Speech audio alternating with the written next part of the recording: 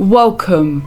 Tonight, we take a look at some terror where the most innocent of all settings in the darkness of secrets. Prepare yourselves, we are about to unravel the chilling tale of Weapons 2025.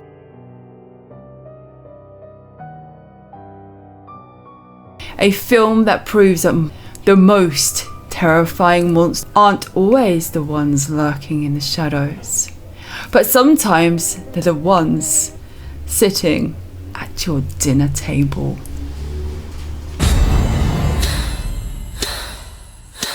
Please don't reset your TV, phone, or computer. What you're about to hear and see might shock you.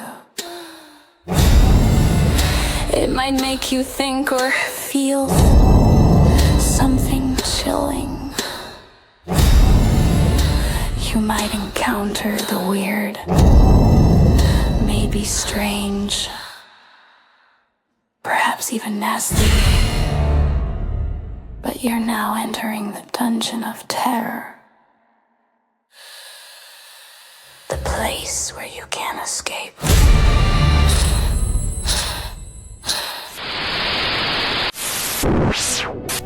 So yes, hello, welcome. We're here today to talk about another movie. And first of all, I'm going to give you a rundown of the movie, a non-spoiler version. So if you haven't seen the movie before, you might want to listen to this. Very sorry, I am. She should be locked up until she tells us what happened. The truth is that I want an answer just as bad as all of you. We're talking about 17 kids in one classroom. I want to know what happened in that classroom. Why just her classroom? Why only her? They're our children. I love those kids. This is a true story that happened right here in my town. A lot of people die in a lot of really weird ways in this story, but you're not going to find it in the news. Those kids walked out of those homes. No one pulled them out. No one forced them. What do you see that I don't? Show me. Where did you go? There's something very, very wrong going on.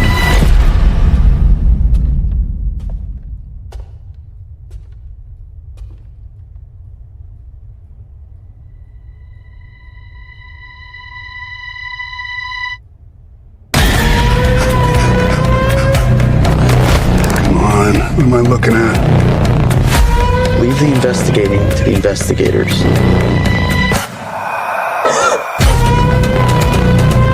I've never seen anything like that in my life. Rewatching. Rewatching. Rewatching.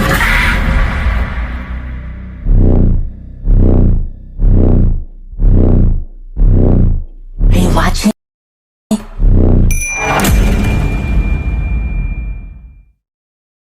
Non-spoiler. Directed by the master of modern horror, Zach Cregger. Yes, the twisted mind behind Barbarian. A seemingly tranquil town of Maybrook in Pennsylvania. Here, 17 third grade students, vanish without a trace at exactly 2:17 a.m.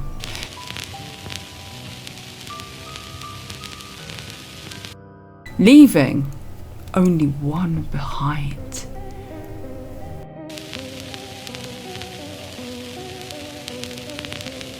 Okay, so this had a trailer trick for me, because when I first saw the trailer of Weapons, I thought it was stepping into a bleak true crime story. You know the type. It looked like a grim, realistic drama. Maybe someone had ripped from real life headlines. I went in expecting a serious, grounded mystery about a small town drama, but friends, was I wrong. So wrong, because instead of a true crime documentary brought to life, What I got was a supernatural, blood-drenched fever dream starring a hair-collecting witch who eats children's souls for breakfast.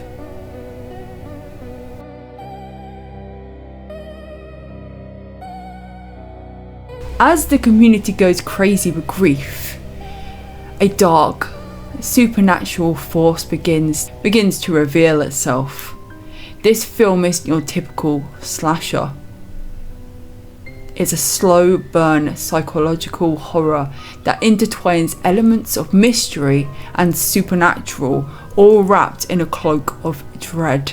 The non-linear storyteller keeps you on edge as each chapter unveils a piece of the puzzle, leading to a climax that's both shocking and satisfying. The performances are great, with Julia Garner delivering a haunting portrayal of Justine,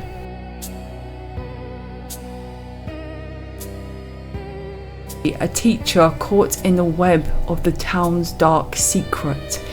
Josh Brolin's Archer Graft adds depth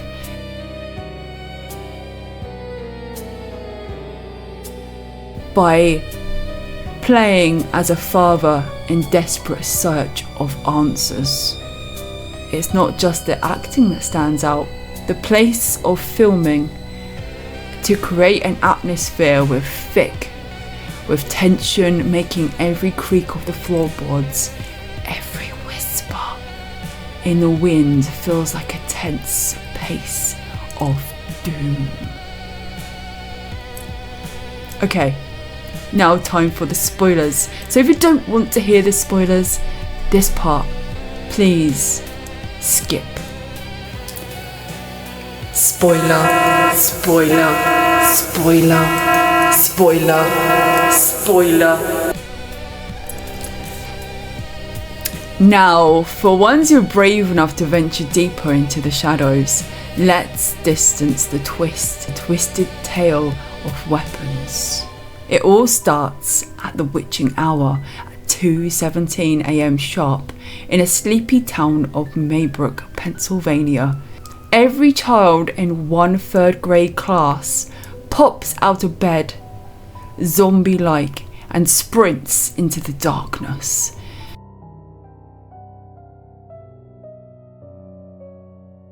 "17 kids vanish into thin air, all except for one boy, little Alex Lilly.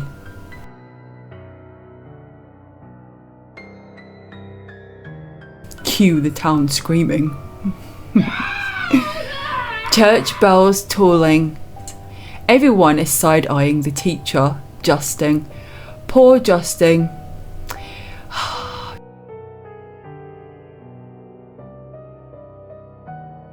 She's just trying to hold herself together, but when 17 children run into the night, like the Pied Piper's rats, people start whispering that maybe the teacher is to blame.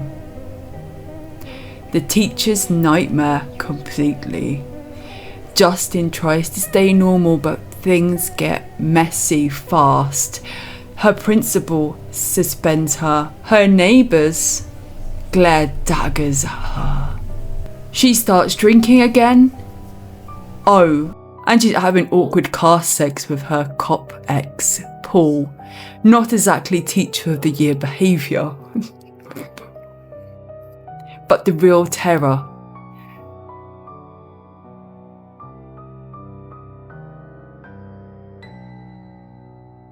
That one boy, Alex, the only child left in his house. Windows covered in newspaper, his parents sitting like mannequins in the dark. Meanwhile, Archer, the dad of one of the missing kids, turns detective. He watches secret footage and notices all the kids ran towards the same place.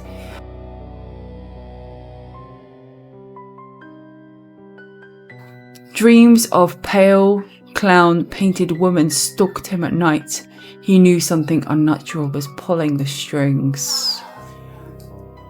Now, here is where it gets juicy. Alex's aunt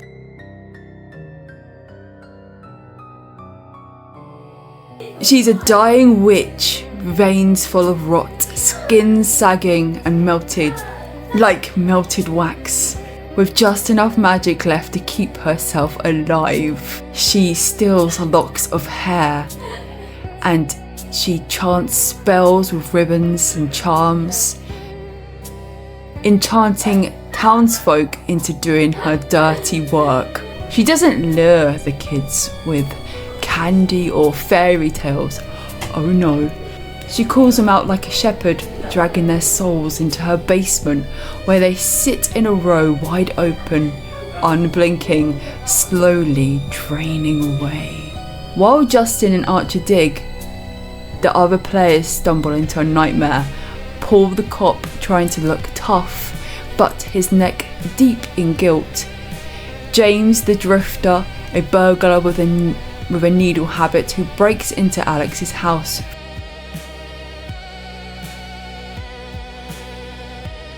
And finds the missing children in the basement like dolls. James the junkie tries to cash in on the 50,000 reward, but Gladys has other plans. Soon Paul and James are both thrall puppets dancing to her whisper.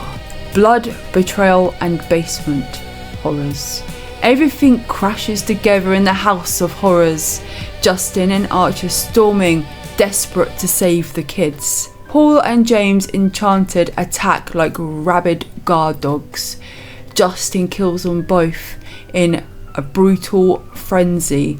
Lots of FX worthy splatter. Archer too gets bent under the witch's spell, turning on Justin, and then the delicious twist. The children strike back. Little Alex, watching all this, and grabs a strand of the witch's hair and uses it with her own magic against her.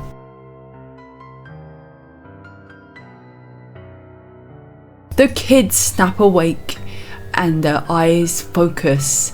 Their tiny hands curl into claws, and then they chase her out of the neighborhood, and then the children swarm Gladys. They rip her apart. There is nothing left but meat and screams.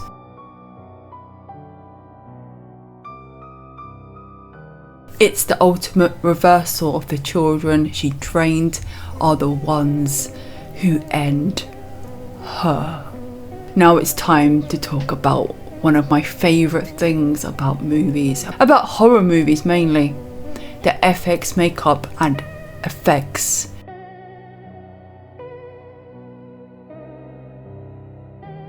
I'm going to tell you some of my favourite bits throughout this movie that just make it for me, and we're going to start with a breakdown. Alright, my foolish friends, now let's descend fully into the gross and the uncanny of the terror that makes weapons unforgivable. Let's talk about FX and the makeup, those moments that make you squirm and shiver and maybe hide under your blankets. The fork scene. Simple, everyday horror made so real looking. The character's terror builds as their ordinary becomes deadly. Prosthetic flesh, realistic fake blood, and the piercing sound of make it feel realistic. That metal scrape, that wet impact is enough to make anyone squirm. Practical FX like this reminds us that horror doesn't need monsters. Sometimes ordinary objects as weapons of choice, and the makeup team ensures that every second feels real, almost too real. Head smashing scene.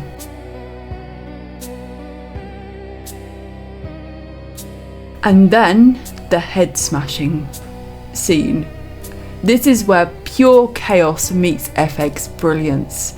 Every detail is just disturbing, in a good way of course. Every detail of the deformation of the prosthetic head, the messy blood and the supple flesh textures feels so real. The sound design, the wet crunching makes your stomach twist, and as you feel the impact, it's messy and ugly, and the kind of horror that sticks in your brain long after you've watched it. Lighting and camera angles make it all look realistic. Pure nightmare fuel. The basement is the first true playground for the makeup team.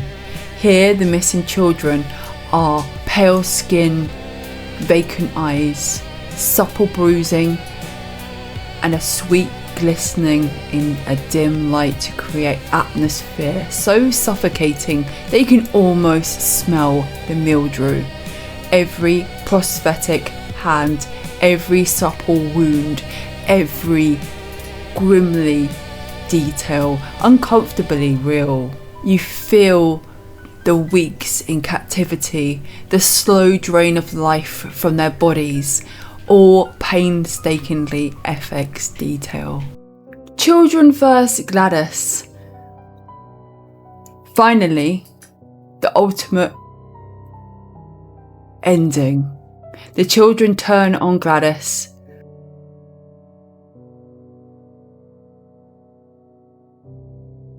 Prosthetics and makeup make the chaos horrifying and disturbing.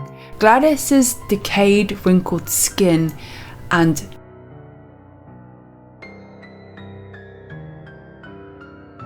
they are all crafted to sell raw, chaotic brutality. Limbs collide, skin stretches, all done with amazing prosthetic magic. The squelching and the sound effects heighten the chaos. It's messy, it's a frenzy, and it's terrifying, but masterful in horror's craftsmanship. So throughout the movie, from start to finish, the FX team for weapons turns horror into something almost physical. You feel every wound, every mark, every supernatural effect. These aren't glossy CGI moments, they're real, tactical, and deeply upsetting to watch these effects. You're reminded why practical FX is still king in modern horror.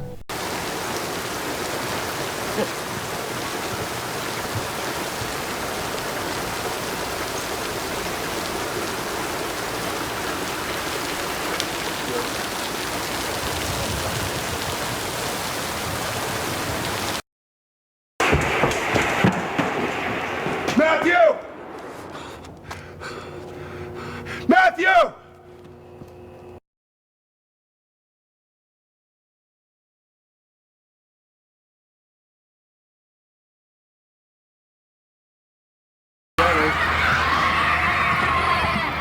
Great. That was good. Let's get another one. The fear for Alex is very real. Everybody slam it, lock it, light. Set. Here we go. Hey! What'd I tell you? I fucking tell you. And then we'll step back. Try and like kind of coordinate so that as they kind of come over here, they kind of are catching your face. Okay, let's and then we'll just throw park that line. because it's kind of hard because I can't. I'm looking at it here, so let's just. Doorbell right there, Abby. Just text me in a second. All right, good deal. Check it out. This has been a really hard time for me, and I can't imagine how it's been. And hey, excuse me. You know what I mean? Like you're trying to initiate an intimate moment, and he fails.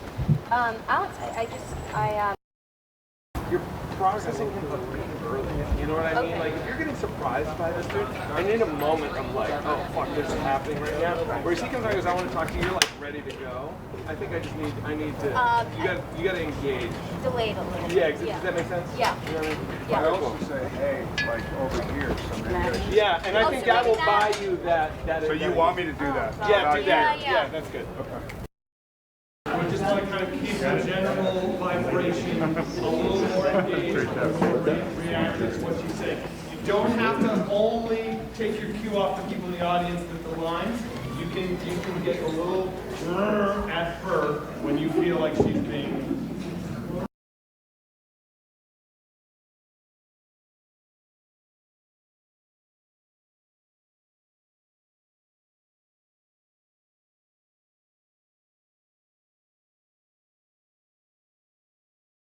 Callie and Whit, step back towards me here. Yeah, one more. Cool, and step to the left a baby bit. One more step left. There we go. All right, and I think Austin, come find me in this gap. Cool. This is right as she can be. Yeah. This is you basically going catatonic. He's not warrior. All we need right now is just you basically. We're going to get an eyeline on the mat. Slaps down a baby bit in your seat. Boom, there you go. That's what's up. This, you know? Yeah. And then it's a slow drift up to her. Yeah. And it's a slow drift back. Got it. Okay. Even though we know Matthew goes that way, just for this first one, throw a couple of trim and give me a Matthew as you come out the door. I'm just trying to make this feel a little active as we put it out.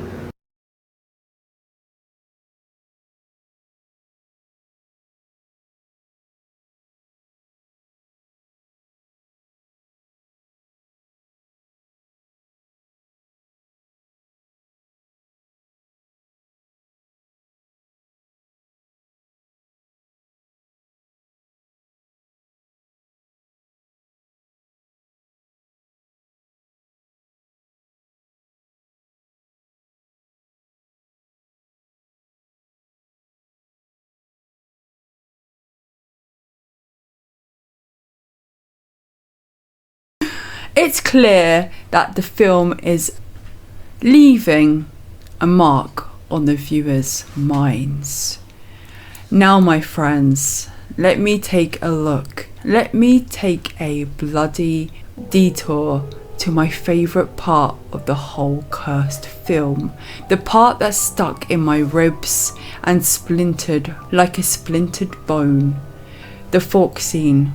It happens in the street, bathed in that cold humming streetlight glow. The witch's influence is strong. The kids are half here, half gone, trapped in that awful state, being themselves. You can almost hear the scrape of metal against enamel, the crunch of teeth clenching. And that's where it broke me. I didn't just watch that kid, I felt him. The fear in his eyes was a way of a small boy. A small body was twisted by forces he couldn't understand. It wasn't just gore for shock. It was a heartbreak dressed up in horror.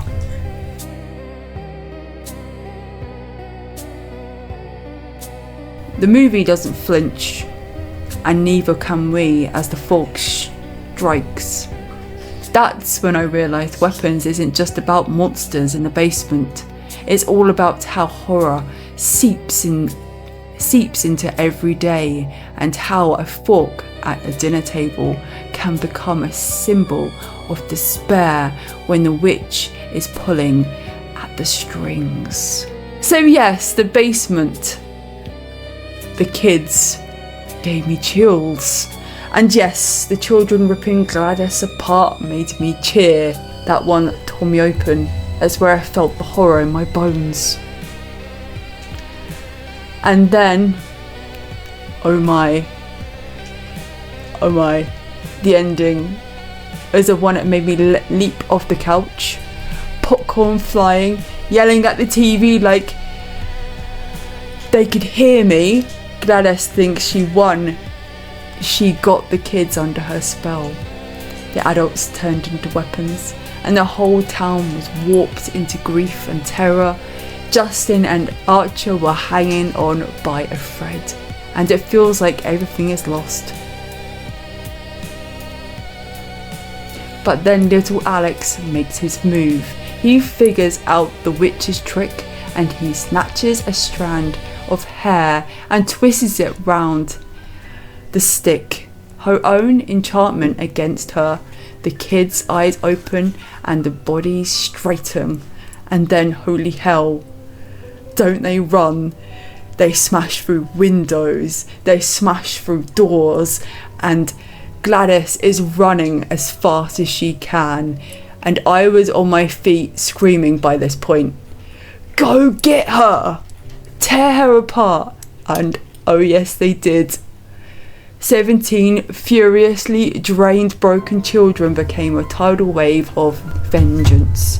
They chased her down the street, her screams bouncing off the houses, and then they tear her body apart. The witch who stole their lives shredded into nothing by the very children she fought that were hers to keep.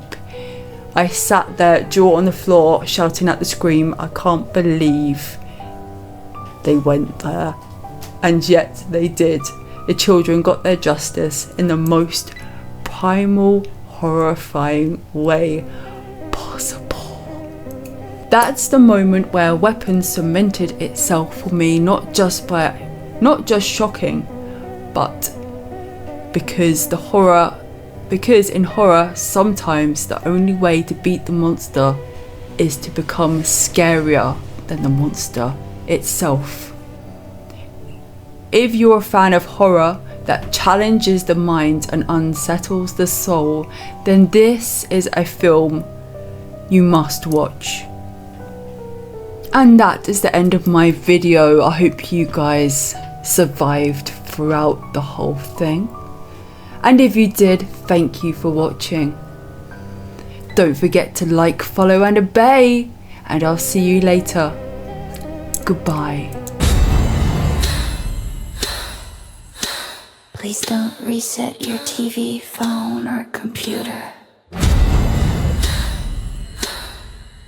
What you're about to hear and see might shock you.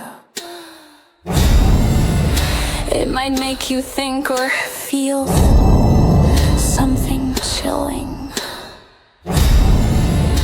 You might encounter the weird, maybe strange, perhaps even nasty. But you're now entering the dungeon of terror. The place where you can't escape.